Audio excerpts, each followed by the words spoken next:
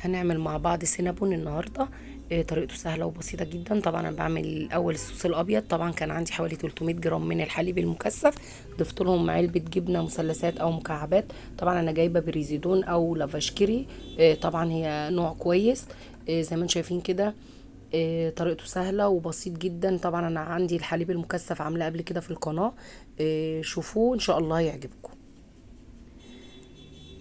هنبدأ بقى بالأول بالعجينة. طبعا أنا عندي كوباية من الحليب الدافي، دافي مش سخن، وهضيف له معلقة مليانة من الخميرة، وهضيف له 3 معالق من السكر، واسيبهم على جنب يخمروا. هياخدوا حوالي 10 دقايق طبعا يخمروا. وبعد كده بقى هاجي هنا على الدقيق. أنا نخلة 4 كوبايات من الدقيق. طبعا نخلاهم 4 كوبايات هنعاير بيها كل حاجة. الأربع هضيف لهم رشة ملح، واقلب الملح مع الدقيق كده.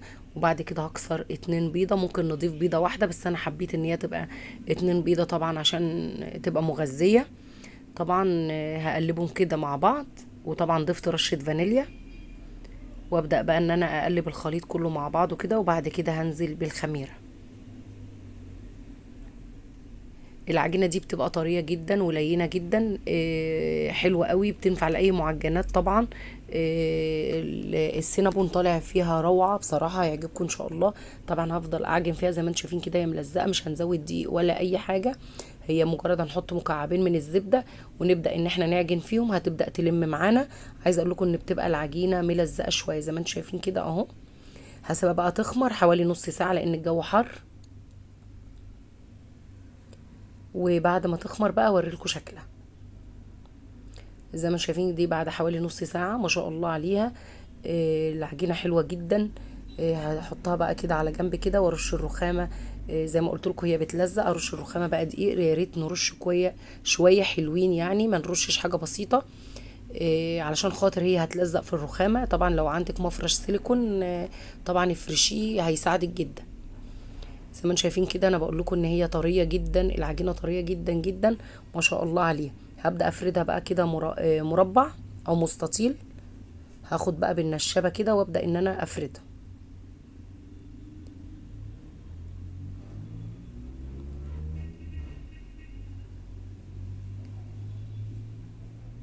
زي ما انتم شايفين كده ديني فردتها اهو.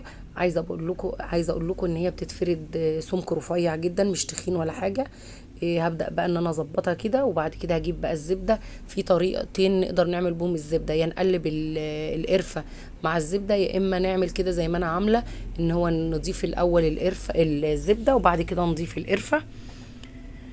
وبعد كده هنضيف بقى السكر البني. كان عندي شوية سكر بني هضيفهم. وطبعا هرجع اكمل بقى بسكر ابيض عادي. طبعا انا بضيف زي ما انتم شايفين كده القرفة. طبعا نخلي كل العجينة مليانة قرفة لان هي طعم القرفة بيبقى تحفة فيها. وهضيف اخر حاجة عندي كان شوية سكر بني. عايزه اقول لكم السكر البني بيدي كرملة حلوة جدا، بس طبعا لو مفيش نستعمل سكر ابيض زي ما انا هستعمل كده. وبعد كده انا ضفت كمان رشه بسيطه جدا من نسكافيه، لان انا بحب نشربها مع القهوه او النسكافيه. فعايزه اقول لكم بتودي طعم في حته تانية، طعمها حلو جدا، هتعجبكم ان شاء الله. وهبدا بقى ان انا الفها رول. بس انا المره دي هقصها الاول او هقطعها الاول قبل ما الفها رول. هعملها كده بقطعه البيتزا. وبعد كده ابدا بقى ان انا الفها كده. عايزه اقول لكم ان هي عشان خاطر الدقيق كان قليل، فالمفروض كنت اكتر دقيق تحت كده عشان ما تلزقش زي ما انتم شايفين كده في الرخامه. بس الحمد لله عملناه يعني وطلعت حلوه جدا. زي ما انتم شايف كده ببدا الف اهو. هخلص بقى كل دول وبعدين ارجع لكم اوريكم الشكل. زي ما انتم شايفين كده خلصنا اهو. حطها طلعوا حوالي 8 قطع.